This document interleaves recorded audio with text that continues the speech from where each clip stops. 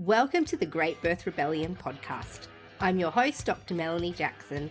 I'm a clinical and research midwife with my PhD, and each episode I cast a critical eye over current maternity care practice by grappling with research and historical knowledge to help you get the best out of your pregnancy, birth, and postpartum journey.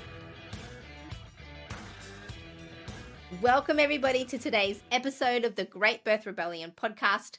I'm your host, Dr. Melanie Jackson, and today I welcome guest Lucy Weber, an experienced lactation consultant and midwife and published author of the book Breastfeeding and the Fourth Trimester. And today we're talking about breastfeeding, and I'll be asking Lucy some questions that address the most common breastfeeding myths and some listener questions.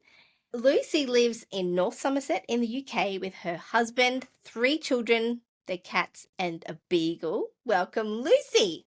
Good morning. Well, it's morning for me. It's evening for you. Right. This is the thing when, you don't live in Australia like I do. We are doing podcasts at the beginning of the day and the end of the day for both of us. Lucy, we're going to jump straight in because I know this is probably going to be a jam-packed episode. And I'm going to kick off with my first question. And that is actually more about your qualification. So what is a lactation consultant? Because they call them IBCLCs. Yep. And there was a question from a listener saying, how do you become one of those? Oh my goodness. Yeah, it's not easy. Lots and lots of people sort of reach out and say, oh, I want to do this. And that's great because we need more people. But it's not as simple as sort of a weekend course or anything like that. It usually takes people, I think it's about 5 years to get to this point. So there's a few 5 different years. Yeah, around about 5 years. And I think some people have likened it. It's around about sort of master's degree level sort of qualification it's likened to. There are 3 different routes you can go down to get there.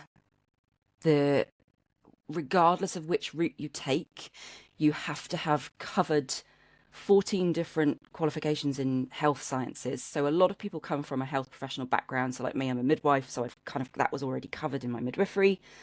You have to do 1,000 hours of supervised practice, I guess. So supporting and being, having people watching you supporting, 95 hours of lactation specific education.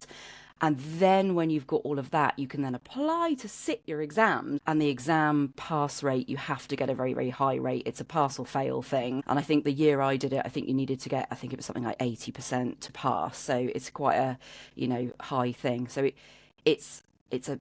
it can be an expensive thing to get there, and it takes a lot of time.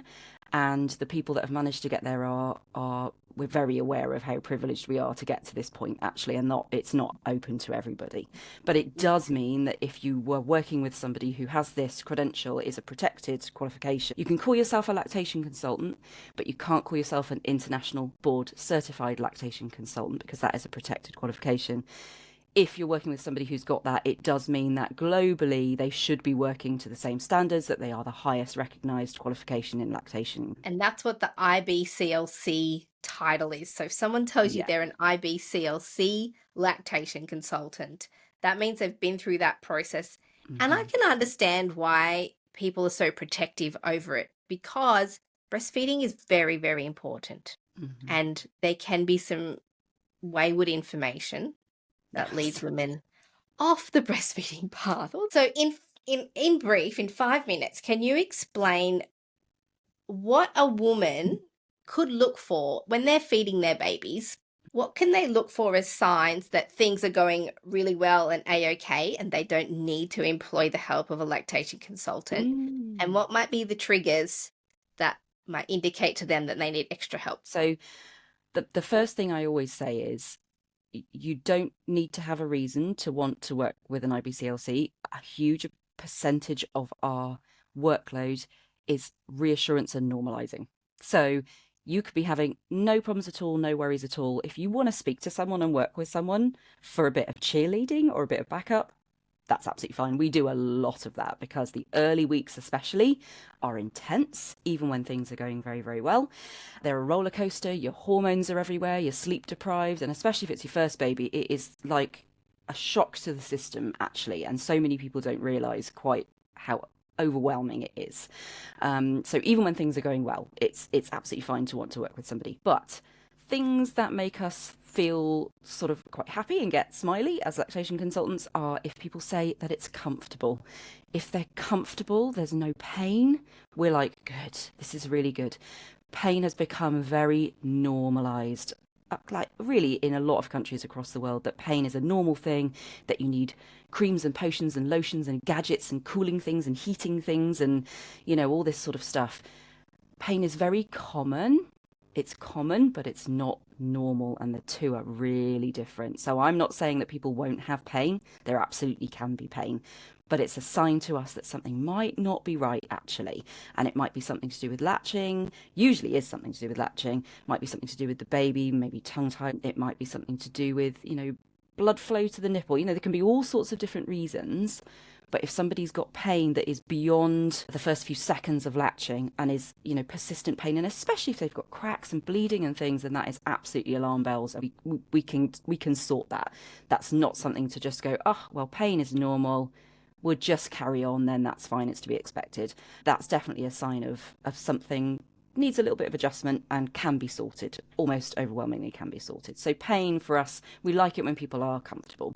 We like it when people talk to us about what's coming out in nappies. We get very excited about nappy contents. We love a good photo of a poo. They're like, oh, do you mind if I show you a photo of what's in the baby's nappy? I'm like, yeah, absolutely, show me, because it's really, really helpful. So we know in those early days that the poo changes colour, you know, that meconium comes through, it's like that thick black tarry stuff, and then over the first few days it changes colour and it gets to this lovely yellowy kind of mustardy stuff, maybe seedy, and we want that poo to stick around. And poo is a really good sign that what's coming in is going out and it's going through and it's working really well. So we do want there to be a nice lot of poo. And wee as well, you know, the wees, as those early days progress and the milk volumes increase, more and more wee happens and it becomes more and more dilute and bigger, heavier nappies. So if somebody is saying to us they're getting lots of full nappies, you know, when you say, what's coming out the other end? And they go, oh, loads, you start going, okay, good, this is happy days for us. So comfortable, lots in their nappies. When they say that they feel relaxed and comfortable in themselves as well, you know, if they are feeding and they're hunched and they're twisted and they've got shoulder pain and back pain and arms are aching and, you know, wrists are hurting. So it's not just comfortable in the breast, it's comfortable in their sort of whole body and it's a sustainable position. We like it when they tell us the baby's feeding frequently. There's a difference between frequently and constantly. So frequently is very normal. Night feeds suck for a lot of people, they really do, but they're so normal and they're expected, especially in the early weeks. If a baby, especially in the early weeks, isn't feeding frequently at night, we start going, okay, I wonder what's going on there. So good sign if baby's feeding. Yep. Yeah, and definitely as we go through this episode, there was a big topic coming through on the questions of how often should I wake the baby, all this. So I reckon we are going to have a huge chat about feed frequency as we get on. Yeah. Yeah, so frequent feeding is good. After the initial, we talk about milk coming in, you know, and bigger volumes of milk arriving in those sort of early days after the colostrum is there. We like, ideally for your breasts, actually, after that initial potential kind of engorgement happening or fullness happening, for breasts to soften down relatively quickly and feel pretty normal and comfortable. You know, they may feel fuller or heavier, but they shouldn't be feeling like you've got two rocks stuck on the front of you. You know, if you're feeling like your boobs are really hard and full, which may feel reassuring, like, oh gosh, I've got lots of milk here, this is good. But actually from a lactation perspective, we want them to be softening down and feel really, really comfortable. And obviously we want the baby to be growing. You know, weight gain is part of the picture, but it is an important part. We have, you know, weight checks here in the UK that happen every few days at first, and then they space out if things are going well. But actually, you know, when we went into lockdown with COVID, there weren't any weight checks. And it threw a lot of people because we've become very dependent on weights. And, oh, how do I know without the weight? Well, you know, because they're growing out of their clothes and they're growing out of their nappies and they're looking visibly bigger. You know, they're bigger in that basket you've been putting them in or on the play mat. They're filling out a bit. And in pictures, you know, you look back at your pictures from, oh, look at them a couple of weeks ago and they look different, you know. So we don't really need scales to know, but I get why people, you know, are kind of care about them, and we do want them to be gaining weight on the scales as well. So comfortable and growing well and filling nappies are all really, really good signs. And I suppose you know if your baby's fed well because they usually are a lot more settled and content. You know, I've seen hungry babies in my work as a midwife, and they are cranky. And I loved what you said about not needing to actually have a problem that you feel like you're having in order to bring a lactation consultant into your care. And it highlights too, actually, and I hope it's better in the UK, but here in Australia, postnatal care is a really neglected part of women's maternity care. Yeah. And for me, I'm a private midwife. I see my clients all the way through to 6 weeks, and I'm on call to them. And so if they're having breastfeeding issues, I just do more appointments. But that's a very unique and privileged situation for a woman to be in. Mostly they're being discharged from hospital without any ongoing care, except for maybe a GP appointment at 1 week, but they're not really very good at helping women with breastfeeding. And then the community nurses might come out, but maybe once in that 6-week period. So there's actually not a lot of postnatal support. I imagine lactation consultants end up becoming these default practitioners who also support women, as you said, just to say, actually, this is looking really good. You can feel confident to keep going. That's usually what women need. Yeah, we have a strange sort of system here. So we've got our NHS, obviously, and so they're supported through, midwives in those early couple of weeks. So often they're discharged from the midwives about day 10. Then they'll see a health visitor. But the health visitors funding is over the years since I qualified as a midwife, 25 years ago nearly, and the in that time, you can imagine, I've seen a huge amount of change, and the drop off. You know, they used to see them every few days for weeks, and now they sort of see them once a week and then a few weeks later, and it's really, really dropped off. So the practical someone being there to help you has dropped off massively. The amount of training and support it can be, and I don't want to come across as dissing the NHS or the support that is there, but it's not adequate actually. And our breastfeeding rates in the UK are the lowest in the world. Wow. And it's apparent why when I speak to people, and they're, the things that they're being told or the support they're being given. So we do potentially have infant feeding teams in the hospitals or in the NHS trust that they can get referred into, but they often don't know that that's available. They have the option of working privately with a lactation consultant like myself.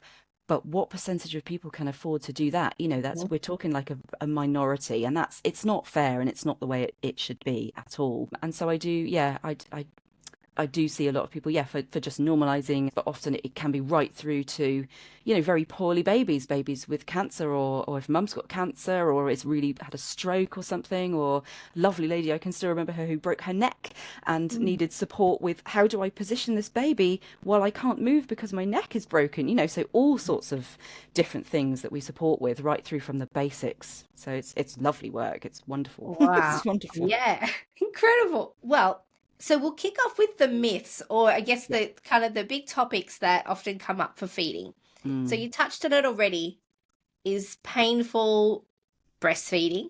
And can I say that there's a scale of pain and discomfort with feeding? There's the toe curling, kind of want to push your baby off your breast, cannot bear the idea of bringing your heart baby. sinking, dreading. Oh my gosh, his baby's going to be back on my nipple, and it's so uncomfortable. And all the way down the spectrum to kind of like, am I feeling pain, or is that just what it feels like, where the baby comes off and you can't see any damage, but the woman still feels some discomfort, but can feed through it. So there's this huge spectrum of pain. Can you talk about what level of discomfort is normal? Is there any level of discomfort that's normal? And what should really be addressed? Like, is there a type of pain that will just settle over time? Yes and no, I think, is the answer to that. So some people are very hormonally sensitive. So before every period, early pregnancy, their nipples are just, nothing can touch them. They're just somebody whose nipples are incredibly tender and very sensitive hormonally. So you can imagine that in those early weeks, there's still going to be that kind of, this is a lot more sensitive. And for them, it might take that bit more adjusting. But I think the difference being is that it should always be manageable. It should never need painkillers. There should never be cracks and bleeding. Your nipple should always be looking a normal shape for you. So longer, absolutely. But if it's coming out flattened, pinched, ridged, blistered, a different colour, any abnormal appearance, that's kind of a sign that actually this pain is not normal pain for you. If your nipple's looking normal shape and actually it was a bit tender, but actually it was okay, it was a bit tender, I don't know, maybe keep an eye on that. I could maybe go, okay, well, let's look at the whole rest of the picture and see what's going on. If somebody's got some discomfort and the baby is actually feeding really, really frequently, it's, the baby's not pooing much, the weight isn't great, that's a sign to me that actually maybe something's going on with the latch. Whereas actually if there's a bit of discomfort, but they're growing well, she's okay, everything's okay, breasts are soft and comfortable, then you might go, okay, well, maybe this is the norm for you. But I think the key is to not assume it's the norm and just go, okay, pain's normal. It's right. So you've got pain. Let's figure out if this is normal pain for you or if this is not. And most of the time it's not. But yeah, there can be. And I think it's because latching is not easy. It is not easy. It is not natural and instinctive. Mother Earth, just wonderful. And when we're pregnant, we go, well, I'm going to breastfeed, so I just put the baby on the boob. And we often don't do as much prep as we do for birth. So when we come to latching, this floppy baby who's got this massive head in comparison to their body that's flopping all over the place, and you're trying to get them in a position where actually their head is back and their head wants to go forward, and you've got your boob, and your boob's a different size and shape than it's ever been before, and you're trying to put the two together, and you can't, it's just all a bit of a nightmare. Not every latch is going to be textbook. Most of them aren't going to be textbook because you're learning this new skill. So I think the vast majority of pain comes from the fact that you're going, okay, baby's on, I think I'm just going to stick with that one for now, kind of thing. 99% of the time, pain is not going to be normal. There's a tiny, tiny little bit where there will be. But I think if anyone's ever having any pain, don't just make the assumption it's fine. Better to get the help and double check. And, that early learning phase of feeding, because I was a midwife even before I had my babies. Yeah, same. And still, I remember thinking to myself 6 weeks into my first feeding journey, if I didn't know that this was going to work out okay in the next 6 weeks, I thought I'm going to give myself good. Yeah, I think I very much understood why women would just toss it in and think it's too hard. And even now I tell my clients, don't make any decisions about stopping breastfeeding until you've tried it for 12 weeks. It's kind of my benchmark. I'm like, don't think you're going to get it at the end of the week. You might. Don't think you're going to get it at the end of 2. You probably will, but give it 12 weeks, at least before you make any big decisions, because it is a learnt thing. You learn what a good latch feels like. Your baby learns which latch is most effective for them. It's so varied. And each individual journey is varied. That you have your first baby and you nail it. And then the second baby, you think, well, I know about breastfeeding because I've already fed a baby. And the next one comes along, you're like, oh, this is totally different. And you have to relearn all over again. Well, the babies are totally different. My first wanted to feed every 45 minutes. And he was preemie. So I was like, stay on as long as you want. And then my next came out and only wanted 4-hourly feeds. And if I offered her more than that, she would fight it. So each child is different. And so, I think we have to approach breastfeeding a little bit like every labor and birth is different with every baby, as is every pregnancy. And I think another real issue with feeding is that often the feeding journey is the offshoot of the birth journey. And if the birth has been interrupted and the woman or the baby's unwell, or there's been an interruption in the physiology and the baby's not as alert as you would want them to be for these ideal first feeds, it can really set a difficult pattern. So for my clients who give birth at home, often I say to them, do you know what? Let's just put the baby near the boob. Let's see what it does. And 9 times out of 10, the baby is alert and the birth hasn't been interrupted and it latches and they go, oh, okay, cool.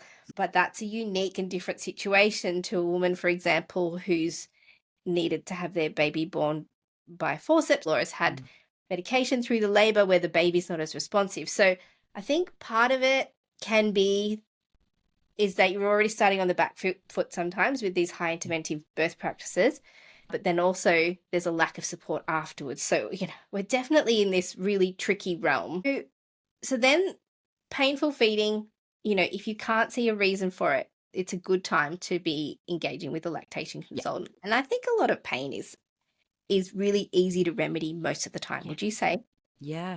Sometimes I'll go on a home visit within the first 5 minutes. We've gone bosh bosh, and then we spend an hour and a half chatting, and they're just going from side to side. Oh, this is much better. It can be the tiniest little adjustments. It's usually moving the baby round towards their feet, making sure there's nothing on the back of their head. They can tip their head back beautifully, and then things are just sort of sorted.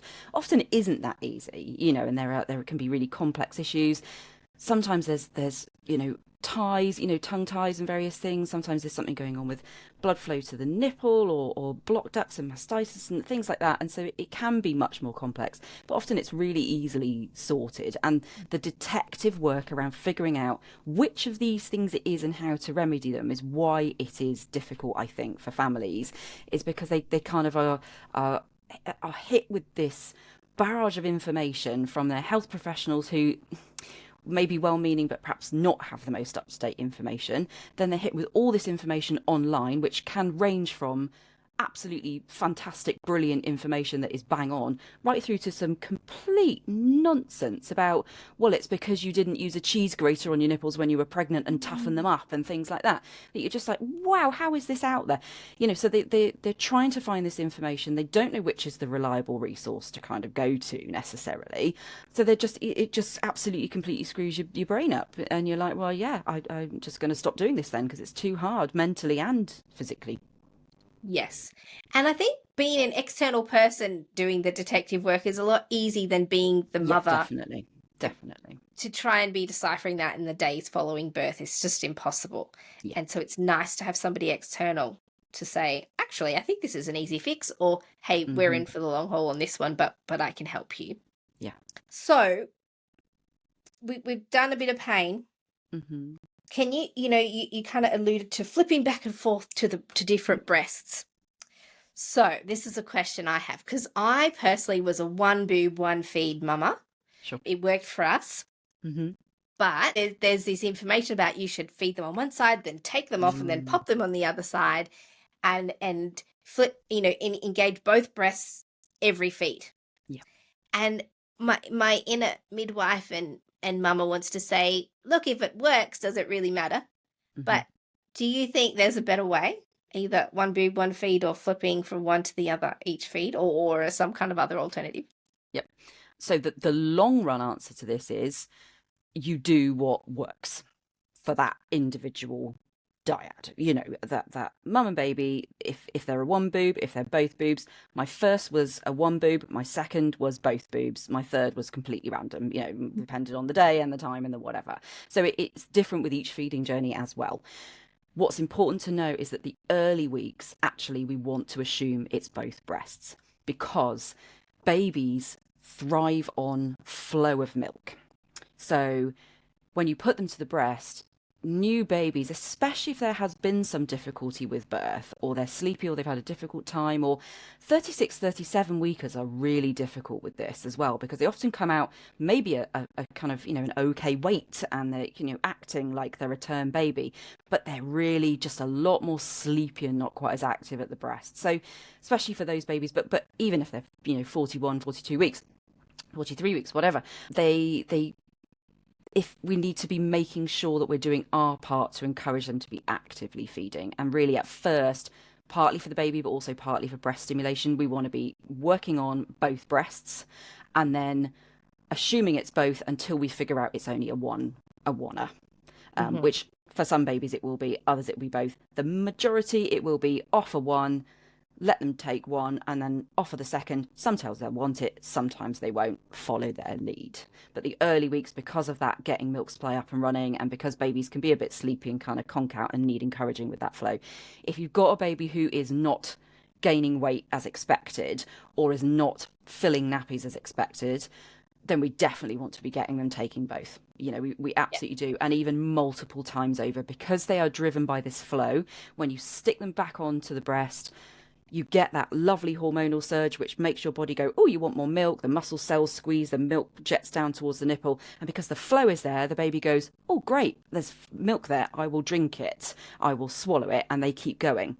Once that flow slows down, the baby goes, oh, it's slowed down, and they go sleepy, and they move on to this fluttery sort of sucking. And the flutter sucking is a lovely, valid bit of feeding. It's a really nice bit. They're digesting, they're snoozing, it's fine. And it's not a problem for the vast majority of babies. But when you've got a baby with weight problems or with, not filling their nappies or not taking enough milk for some reason, we want to try and cut that down and actually keep them actively feeding. So switching back to the other side, more flow. Oh, lovely, gulp, gulp, gulp, switch them back, gulp, gulp, gulp, switch them back, gulp, gulp, gulp. And that will just get that bit more milk in, boost that supply up. And then once that's all sorted itself, then you can slow back down to offering one or maybe two. Yeah, and you're right in a sense that it depends on the situation, because also if you've got a woman who is battling something like true low milk supply, you wouldn't want to be doing one breast feeds, because then the other breast is not being stimulated all that feeding cycle. So when you're establishing feeding, each breast is independent. So if you feed more off one breast than the other, one breast is going to make more milk than the other ultimately. So getting that initial 6-week establishment is what you're talking about with that. Two breasts. Making sure you're getting that even stimulation. Yeah, absolutely. Though most people do make more in one side than another, so it's completely normal. Most people make more in their right for some reason. Doesn't seem to be linked with right-handedness either. Yeah, I was a right-hander. There certainly is for a lot of people, it's because it's more comfortable on one side and they just feed more on that side and they make more. But there does seem to be something else underlying as well. Though more people make, most people make more in one side than another, and that's normal. I think it's if they're feeling very, very like actually one is just the absolute go-to and the other one's we're not doing well on this one at all. That's when things need evening out that little bit more.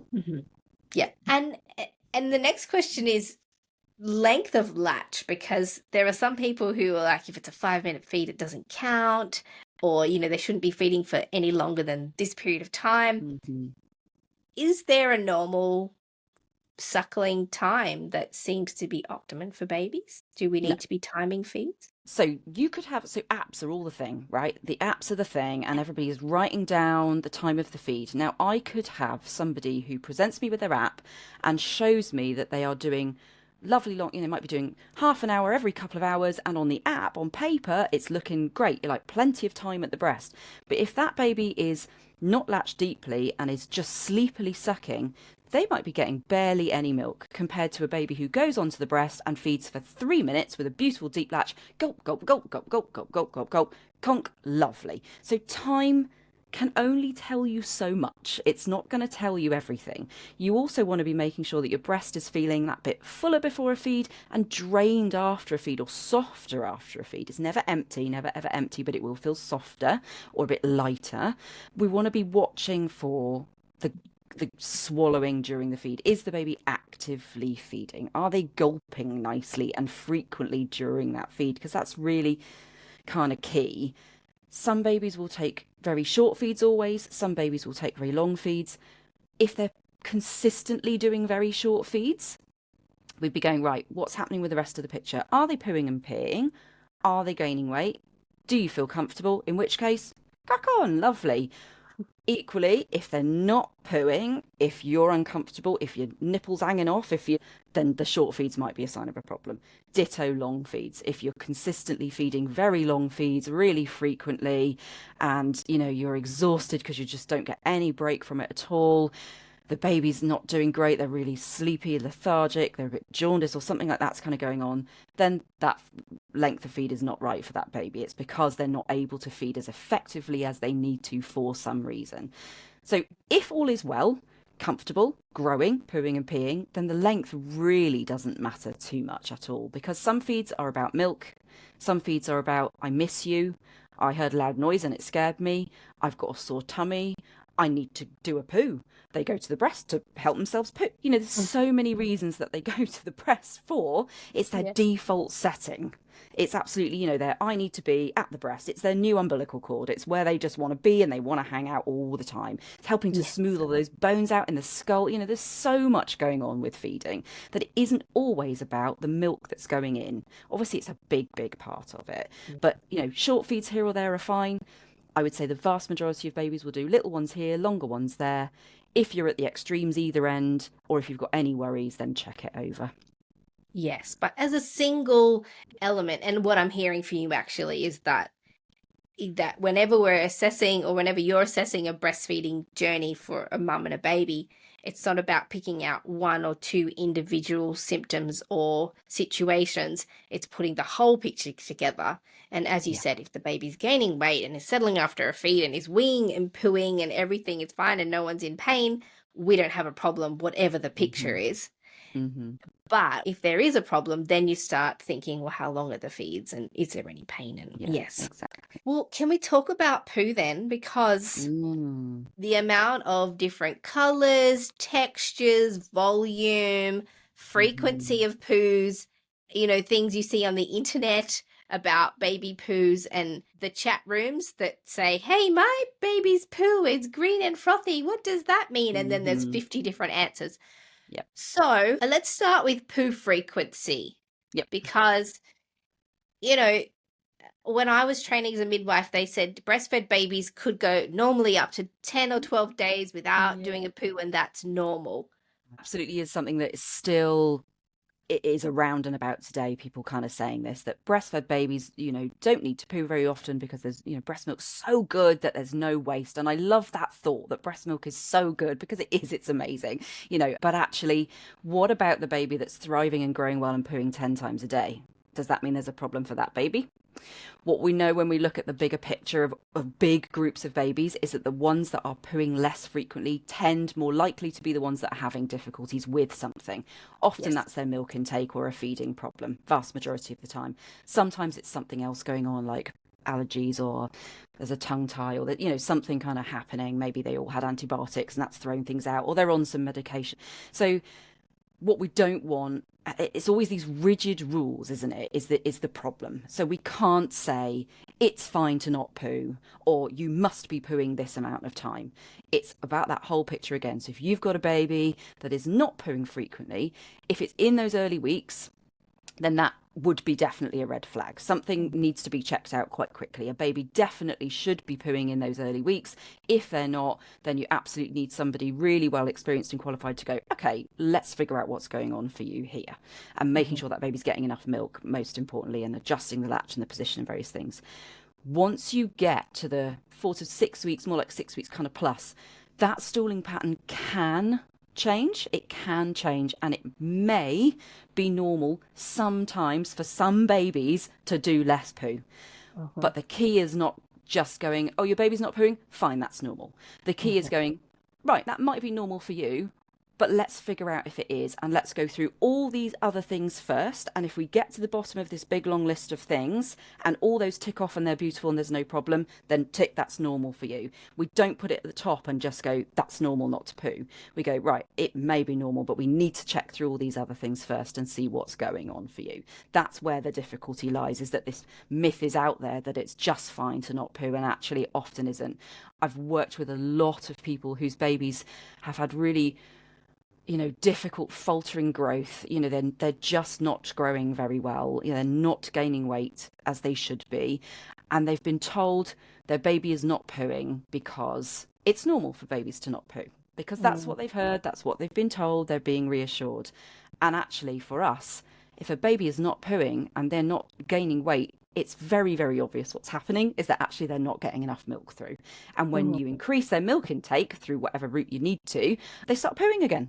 And actually you think, well, if that person had been told that actually this might be the sign of a problem, they would have got the help they need and things would have been very, very different for them. So that's why I think as lactation consultants, we get very passionate about poo frequency, is because it can be really a very obvious sign. Yeah, I have to agree with you. The times where I've had clients that have been having feeding difficulties are the ones where they are doing less frequent poos. I don't think I've ever seen a well healthy baby who's feeding great not poo at least every second day. Yeah. And they're voluminous. They're just yes, that's it. It's out the nappy, it's up the back, it's everywhere, and they're all soggy and it's just copious, and you're like, okay, whatever's going in. I mean, I'm not sure. I haven't looked into the actual liters, but is it true that women can make, or a baby can drink like over a liter of milk a day?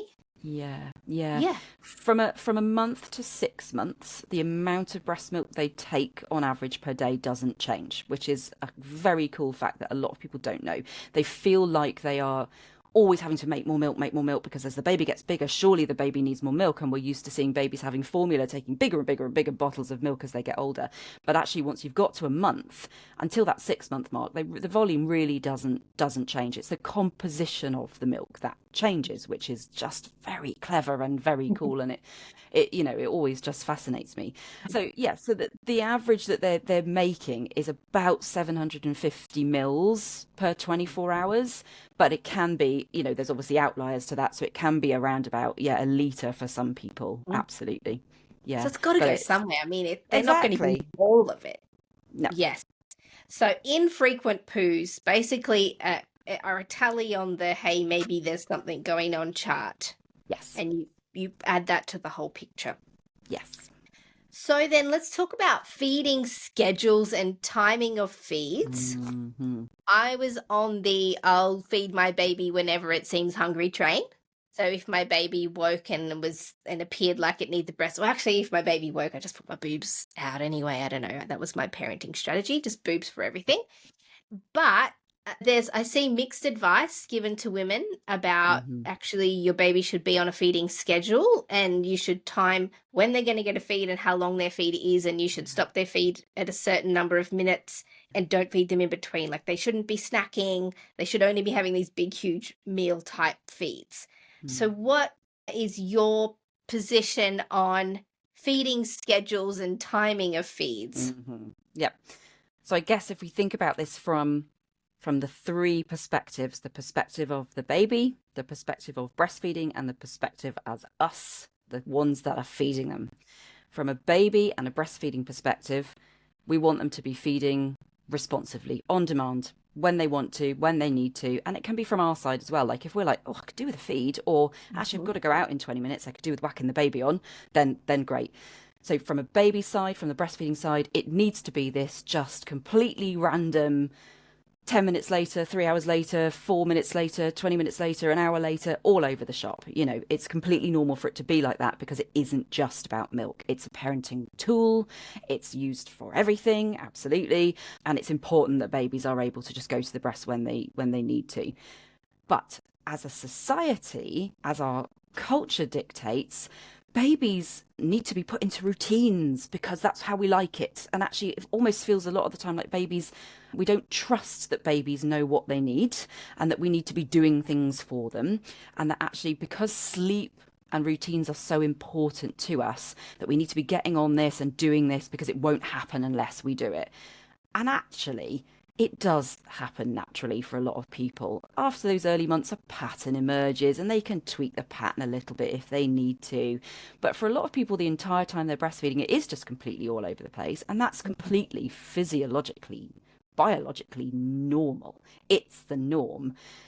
Where this comes from is the sort of sleep training industry, which is hugely lucrative, massively financially lucrative, and very predatory, and very little subtle undermining messages everywhere about, you must not be doing things well. If your baby isn't sleeping well by X old, then it's because you're doing something wrong. It's because you're letting the baby snack and not take full feeds, or it's because you're feeding them too frequently, and they know that they can manipulate you into It's terrifying, because this is not research based in any way. This is just completely what our research tells us is that when babies are responded to as they need, and I'm not suggesting it's easy, by the way, it's intense and it's hard, and it can be really flippin' miserable at times to give yourself over like that to another little person. But from the baby's perspective, the research shows us that when we can do that, they thrive physically, emotionally, mentally, and not just short term. We're talking long term. We have studies that show us that babies they have better school readiness. So when they come to going to school, the babies that actually have had this form of responsive parenting, and it isn't even just about breastfeeding, it's about bottle feeding too, formula feeding, responding to that baby's needs, giving them sleep support, giving them feeds when they request feeds, giving them comfort when they need comfort. These children then actually are better able to adapt to these situations, better mental health as an adolescent, teenagers, bless them, are really struggling right now. I have two teenagers, and it's a really hard time. Social media, phones, COVID, puberty, the whole thing is a mess. These generations are not doing well mental health wise. We're in a really sticky point. And so actually to know that while you're breastfeeding this baby and you're up 3 a.m. and you're seeing adverts on your phone going, you could sleep train your baby, you could be sleeping, you could do it, and you're thinking, why am I doing this again? Why am I doing this? It's digging deep and remembering that you're doing this because actually this is important lifelong. And that feels like a lot of pressure. But I think if we're not honest about it and we don't let people know, then what they're actually hearing is, you're doing it wrong, you're doing it wrong, you're doing it wrong, you should be doing this, your baby should be sleeping, you're not feeding them correctly. I think it's important that we go, you're doing it right. And yes, it's hard, and I'm really sorry it's hard, and how can we help you with it? But believe me, you're doing a good thing, you're doing a really, really good thing. So a big part of this need for routine and blah, blah, blah is all coming from money-making industry, unfortunately. Yes, we did very responsive parenting with our children with that idea of, I would love for them to, in their deepest being, know that if they call out for their mum and dad, that mum and dad are coming and they can trust on us being there. Yeah. My son's 11 and on the cusp of, this teenage journey. And I just think, oh my gosh, I hope all those years of investing in the very core attachment to him and us through feeding and through our sleep strategies and the responsive parenting strategies, that actually we've laid down some really positive frameworks. So when he's older and thinks, oh, I need my mum and dad, his mind goes, well, they're always here. Yep. We can trust that they're always here.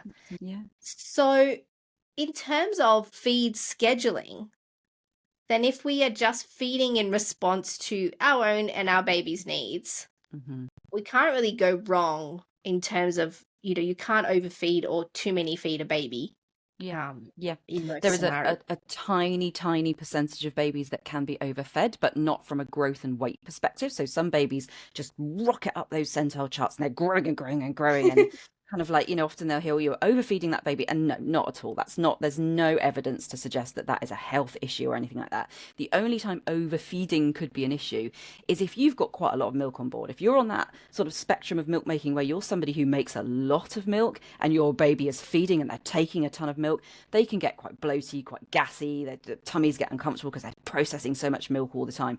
That's a tiny percentage of babies. And usually those people are aware because they're like, do you know what? I've just milk for days and this baby's I feel like they're just taking too much and I need to give them a cuddle rather than kind of feed them. Most people, like 99.9% of people, can whack that baby on as often as they want for every single reason, and it is never ever ever a problem. I really truly believe that if all babies were parented in a responsive way that helped to form this deep attachment, that so many of life's problems would be gone. I really do. Oh, yeah. If I could change one thing, it would be to give people the confidence to truly respond to their own babies. And I have got two teenagers and an 8-year-old, and I parented them very differently in their early days to I did with my 8-year-old, because I felt like I should be doing the things that I was told I should be doing. Sleeping in their own beds, sleep training, not feeding, responsively. I should be making them independent. They shouldn't be having tantrums. Tantrums are bad, and we should be putting them on naughty steps and leaving them to deal with it. That terrifies me now that I parented in that way. I can't change it, so I'm not going to feel guilt or regret about it, because it is what it is. But ultimately, I now know that actually a toddler having a tantrum is somebody who's got really big emotions and doesn't know how to cope with them. And if I were having a really big spell of emotion and I reached out for support from my trusted person, I'd really hope that they would help me and not go, no, you can go and sit quietly on your own. I don't want to see you having big emotions. So, it's just a very different way of thinking and parenting, isn't it? But I think that philosophy goes hand in hand with the idea of giving a baby a responsive feeding strategy and a responsive sleep strategy. Absolutely. It all starts from there. Yeah, you're then aware as a parent, and your child is aware that my parent responds when I need something. And I feel like their needs move from being more physical as little babies. I mean, they are also emotional. But then as they grow, their needs become so much more emotional. And then in the teenage years, it's like all emotion. Even for my 7-year-old, it's like, oh, wow, it's all about the hitting. feelings. Yeah. Yeah. And, so much so that my kids still look at me and go, I am so angry. Or, the other week, my 11-year-old said, he was crying and he said, please help me. And that was him saying, I am feeling something so massive. I don't know what to do. I don't even know what to do with myself. Yeah. You with, my person who has always helped me, all he knew how to say is help me. And I was like, okay, this kid needs me and he knows I'm here. So, I feel like this is there's a philosophy behind this way of feeding and caring for and so many people say that breastfeeding becomes a part of who they are as a person. It's not just, for a lot of people, it is just a way of getting milk into a baby, and that's absolutely fine. It's no right or wrong. But so many people, especially when they feed into toddlerhood or beyond and longer term, often go, well, it's part of who I am. It's part of how I mother. It's just, it's a bit of me. It's not just, and it's wonderful. It's magical. We can't imagine that with a tiny little baby. We can't, gosh, I can't imagine that. But actually it just happens and develops so naturally. And it's not to say that we have to be a complete martyr to this child and just do everything they want all the time. There is an appropriate point at which you start putting boundaries in place and going, hey, actually, that's not an okay thing to do or to say or to way to behave or I don't want you to twiddle my other nipple while you're feeding or whatever it is that's kind of going on. Oh, the twiddling, you remember the twiddling. There's things that we don't like and we don't have to have happen. So it's not like you just have to give yourself completely over to your children, but certainly in those early weeks it is a lot more give. You're just giving, and that is intense. It does level back out in that as they get that bit older, but it's older than society expects. It's not a few weeks or a few months in. It's a lot beyond that. That's when the sleep support isn't needed as much. That's when you can start to have discussions with them about, actually, I don't like it when you do that. We're not going to do that. You can discipline children and put boundaries in place. It's about understanding that they're not being naughty. They have needs that need meeting. Yeah. And it all starts with tiny babies. Yes, absolutely. And I feel feeding and sleep goes hand in hand. Yeah. And even when I was feeding my little ones, people used to say, oh, no, you shouldn't let them go to sleep at the breast. Don't let them go to sleep at the breast. I was like, what? That's the only way I get them to sleep. Exactly. That's like my parenting strategy. How would I do it if they didn't go to sleep at the breast? What's your take on babies going to sleep at the boob? It's completely normal, and it's just an incredible tool. And why are we making life difficult for ourselves by trying to stop this thing that they want to do, and everything in us is going, this will work and it's going to be the quickest, easiest way? Absolutely, kind of do it. I think it all comes from a place of needing to be more independent and needing to have more control. We're very much these days in control of our lives and in control of what we're doing and when we're doing it. It's very hard to not be in control of this little tiny person and to be not able to maybe go out and meet your friend because you're tied to this. And actually, I would have loved to have gone out and seen everybody and blah, blah, blah. Such a short season. It's such a short time in the grand scheme of things. It's horrible while you're there. It's really hard, but you can hate it and still do it.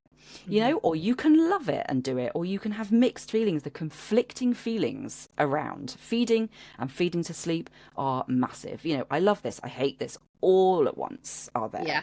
But feeding to sleep is such a normal thing, biologically normal. Everybody does it. There's sleep hormones slopping around everywhere. Don't make life difficult for yourself. If you're happy doing it, do it. Kids feed to sleep right the way until they stop breastfeeding, potentially. And they will stop feeding to sleep. I always say 100% of babies stop feeding to sleep because they do. They will stop doing it. It's not something you need to change unless you want to, when they're that bit older. They will stop doing it of their own accord. Well, I mean, we used the very final feeds that we ever dropped were the ones that were attached to the nighttime sleeps because of how much easier it was. And I was doing my PhD when I had my first baby. So I loved that anywhere that I was, if I was in an office or at a conference or whatever I was doing, I knew I could get the baby to sleep because my boobs were there. I was there with my baby and I didn't need all these little sleep cues like the right blanket and the right bed and the right space and the right music. to create this sleep environment. I was just like, put the baby on the boob, baby's asleep, now I can do my presentation.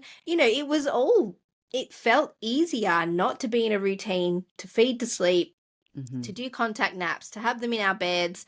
I could just take them wherever I wanted. I could go on holidays, So yeah, I don't know. I don't even understand how putting your baby in a routine makes it easier, because you still have to change your own routine.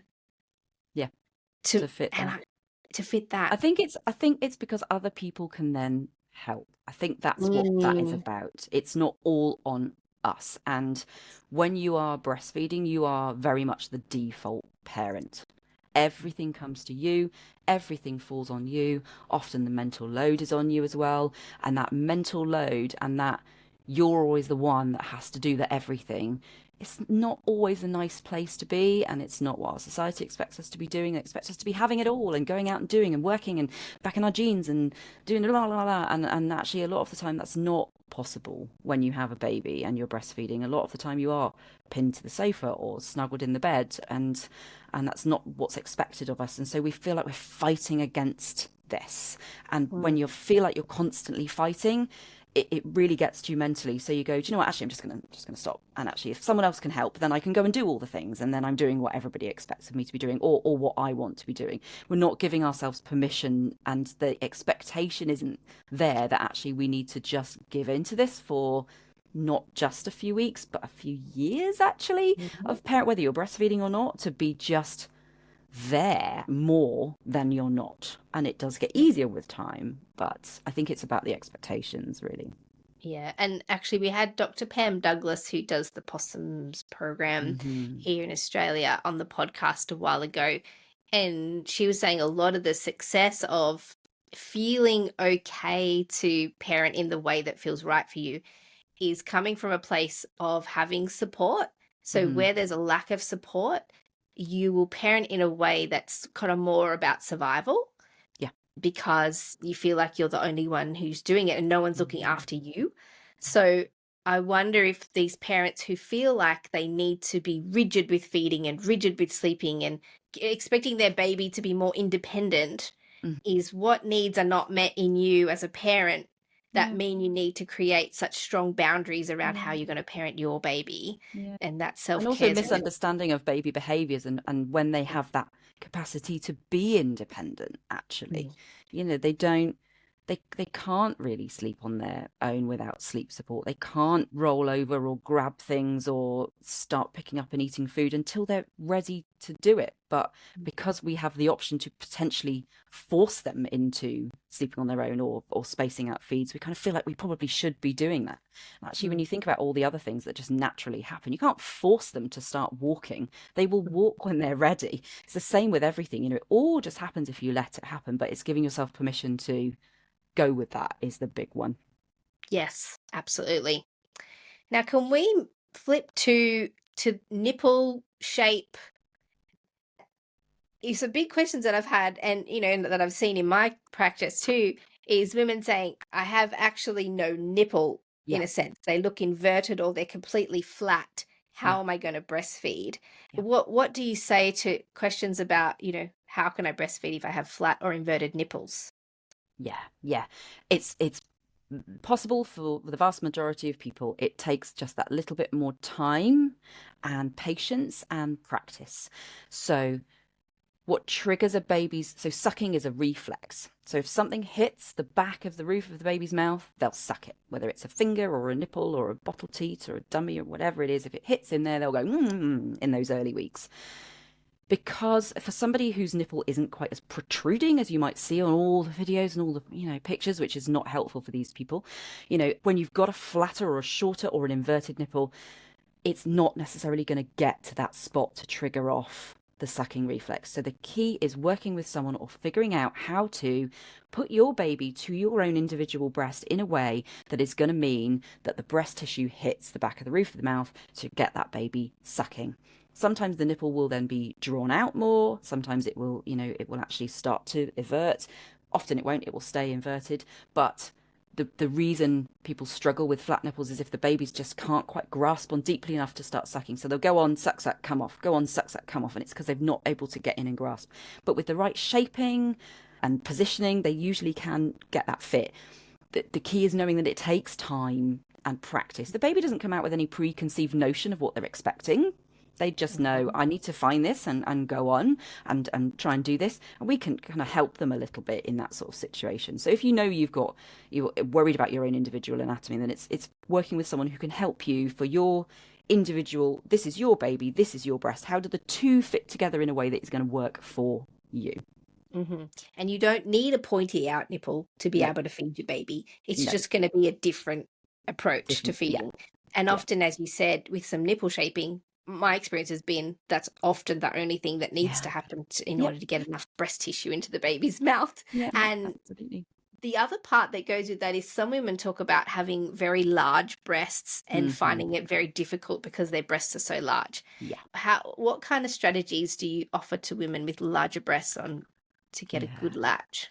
And again, it's all about working with your own individual anatomy. Often people are encouraged to lift their breast up, lift the breast right up and put the baby on, and then they're stuck.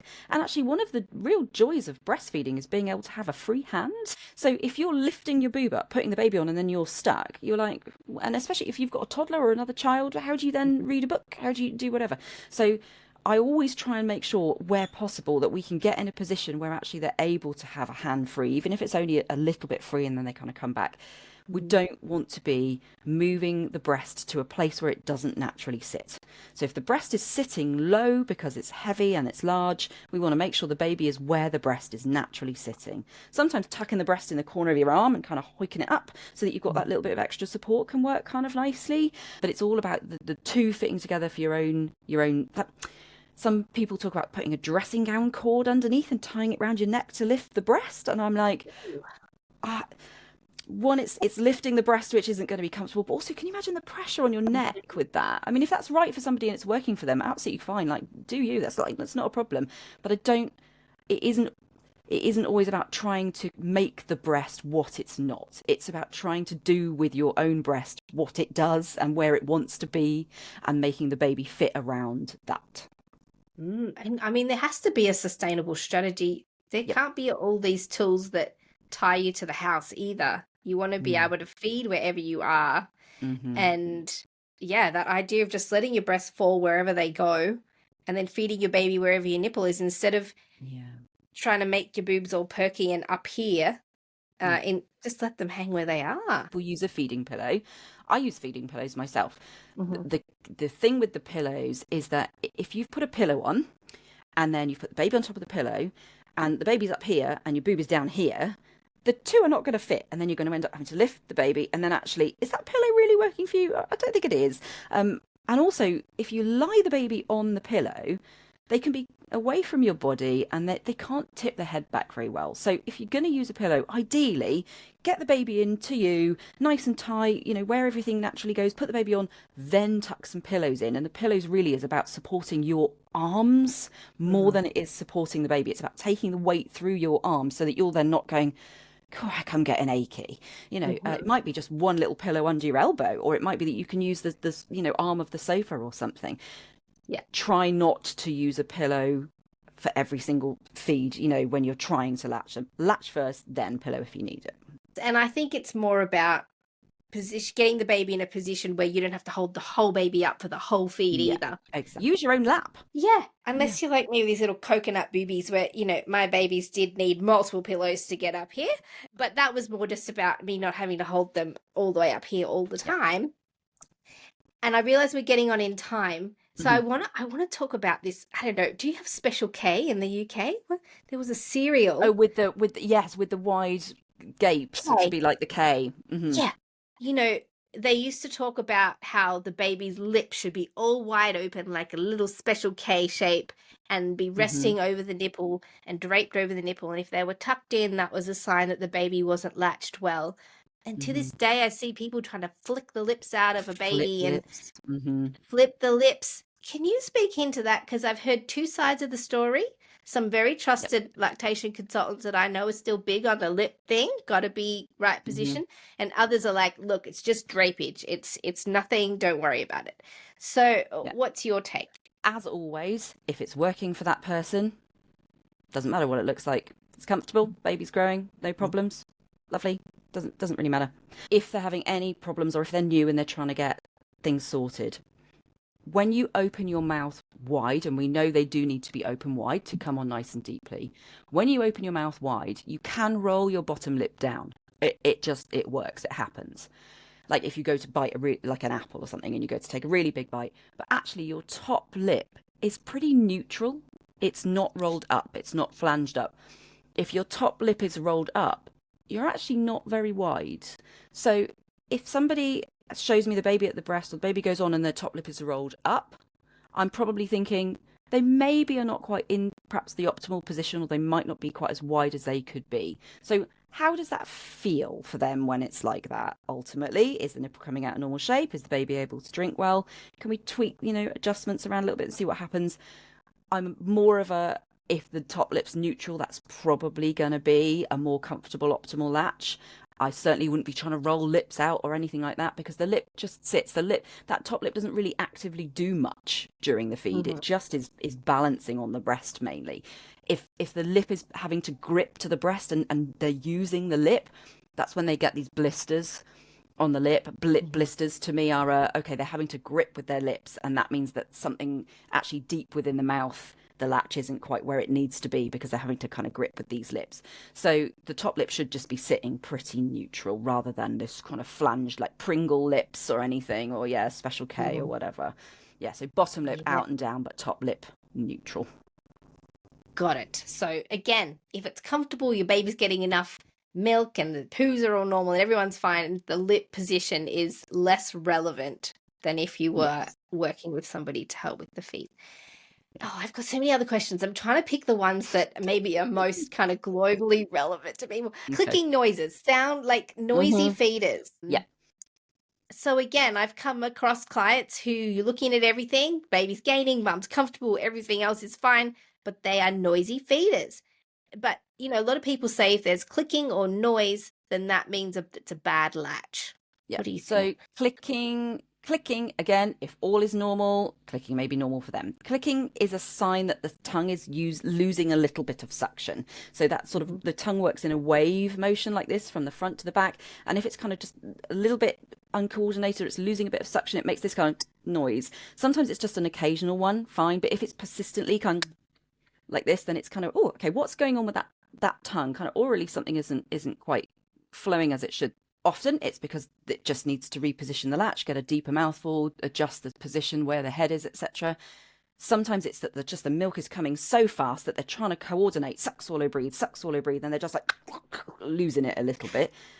Positioning usually helps with that. Sometimes it's just as things settle, it gets a bit easier.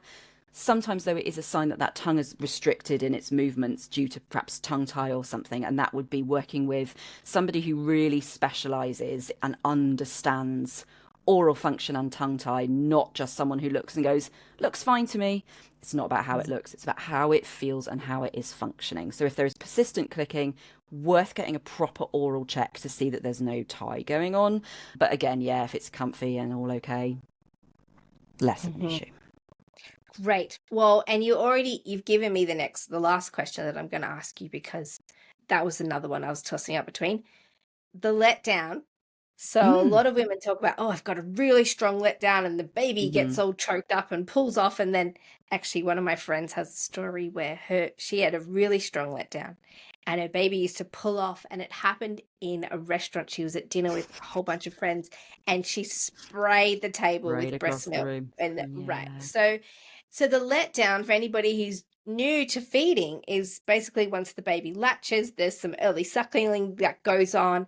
And then the mother's body just kind of relaxes the nipple opening and out shoots all this milk into the baby's mouth. And it's called a letdown. Some women can feel it all tingly and they can feel it flow out. And as you said, there's sometimes this spluttering and then it settles. And there can be multiple through the feeds. But for some women, they have a really forceful one and their baby seems to be choking and gagging. Is there a strategy? A lot of people say, well, just take the baby off, let the letdown happen, or, let the letdown settle and then put the baby back on. What are the strategies for this? Does it need to be first port of call, if somebody says to me their baby's coming off coughing and spluttering a lot with the fast flow, my first thought would always be, let's look at how the baby is positioned at the breast. If you've got a baby who is in a sort of neutral position like that, or chin down, it means the nipples are probably going in quite centrally into their mouth, and when that milk sprays, it's hitting straight in the back of their throat. And you can imagine that they're gonna pull off and protect themselves. It's gonna make them cough and splutter. If you can get the baby going to the breast with their chin up and coming on so that the nipple is pointing up at that sort of, call it like an asymmetric latch, so the nipple's pointing this way, the milk hits the roof of the mouth, then down the back of the throat. So it's doing this lovely kind of like this. They can cope with that usually a lot easier, and they can just, and you can imagine yourself, like when I'm drinking like this, you tip your head back because you can cope with the flow of drinking a lot easier. If you try and drink with your chin down like this, it just doesn't work. It's uncomfortable and it just doesn't fit. You need to be chucking your head back like this if you're really going to have a big fast drink. So we want to reposition the baby is always the first thing, making sure they're on deeply, asymmetrically, chin right up. If that actually looks great, then it is things like knowing that most likely it will calm down. For most people, it's an early week problem where your body is just a bit overabundant with milk and a bit overexcitable. If it's a sort of longer term thing, yeah, you can, when they come off coughing and spluttering, just hold a towel or something over your boob, let that calm down. Once the spray's calm, then put them back on again. The first letdown, that milk ejection reflex, the first one at the beginning of the feed is usually the strongest one. The subsequent ones throughout the feed are usually less strong, so tend to be less of a kind of problem. If, again, you've got a baby really struggling with that fast flow, it's working with someone to see if you've got too much milk on board, because sometimes the two are linked, but also thinking about oral function and ties and things as well, because sometimes they can't coordinate that suck, swallow, breathe because of something going on in their chops. Yes. Oh, so much information in one single episode. I do literally have twice the number of questions that we've done. So there's no way we're going to get to it. But your book is Breastfeeding in the Fourth Trimester, which I'm almost certain would cover a lot of the questions that are already on here. Yeah. Are there any other resources that you love, that are your go-to, or that you recommend to women who are feeding? Yeah, so Emma Pickett's podcast, it's called Makes Milk, is phenomenal. I love her. I adore her. She covers everything, really, anything and everything that you could possibly want to know in there. There's a lot about toddler feeding, older children feeding. There's all sorts in there. So that's well worth looking at.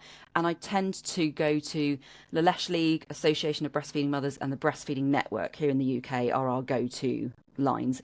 And we're very lucky in the UK that we have the National Breastfeeding Helpline as well, which is a phone line and a live chat thing, and is currently 24/7. And if you're an Australian listener, we've got the Australian Breastfeeding Association, which has breastfeeding counsellors, really, so similar support system.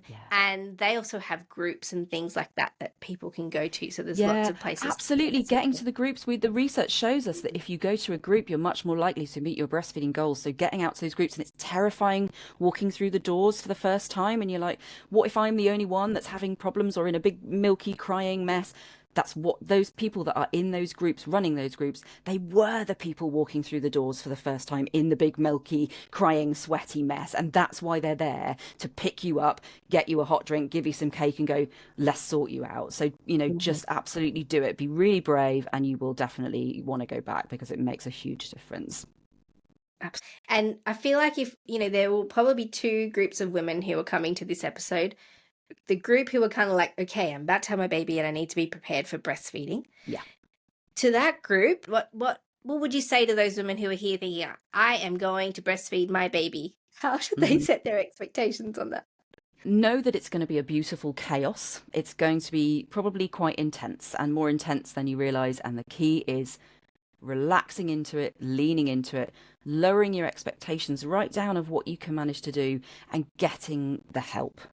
Reaching out and getting the support is the key, and knowing where if you do nothing else to prepare during pregnancy, find out who your local support are, or who you want to work with. Even if you work with somebody over Zoom, for example, figure out who you like, their style or their whatever, who is local that can come and do a visit for you that specializes in this, and that will make a huge difference for you. Hopefully you won't even need it, but then you know where it is if you need it. If in doubt, get it.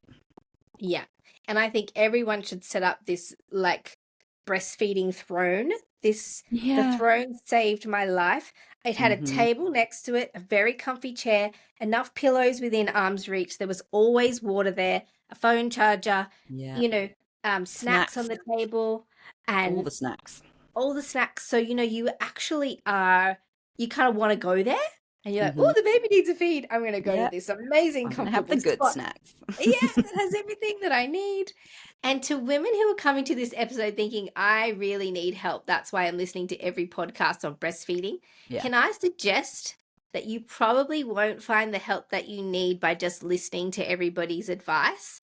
I think the faster way to succeeding in your breastfeeding journey is to get individualized care from a professional who is going to assess your particular situation. Because I know there are women out there Googling and asking friends and doing trying the 3 a.m. Google of doom. I know. Yes. And I just think it's not going to help you. You'll save a lot of time and energy and sleeplessness and uncertainty by just investing financially in somebody who can assess your individual situation. Yeah, lots of people say it's the best baby money I spent. Oh, yeah. Yeah. And actually, I think will save you money in the long run, because if you have a successful feeding journey, that is the cheapest way to feed your baby, if nothing else. Make your breast milk. Perhaps the midnight shopping when you're like, maybe I could buy myself a new coat or whatever. Yeah, you have to be careful on the midnight shopping whilst you're feeding. But aside from that, get a box set of something that you could watch to keep you distracted from online shopping. Amazing, Lucy. Thank you so much for being on the podcast. In the show notes below, I'm going to make sure we link your book, website, socials, your full name, so that if anybody's thinking, I love this Lucy girl, where do I find out more? Just go to the show notes. You can click on all the things. That's this week's episode of the Great Birth Rebellion podcast. Thank you. To get free access to all the research that's used to create each podcast episode, you can join the mailing list at melaniethemidwife.com.